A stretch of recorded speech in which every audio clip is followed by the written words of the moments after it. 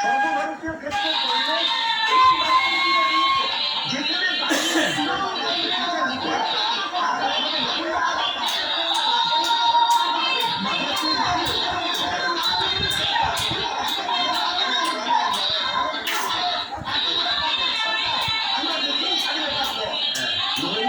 সরকার যে কাজ করছে সারা মানুষের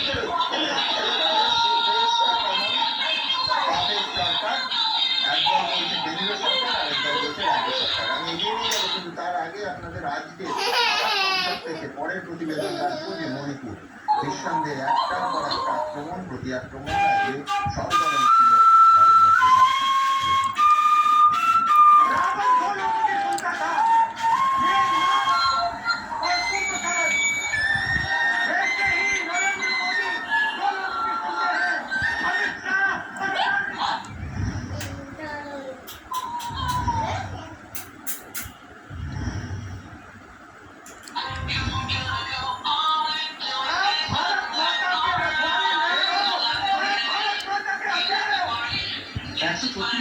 সংসদে প্রত্যাবর্তনের পর মণিপুর ইস্যুতে অবস্থান প্রস্তাব করেছে শাসনের ছত্রে ছত্রে নরেন্দ্র মোদীকে নিশানা করবেন রাহুল গান্ধী।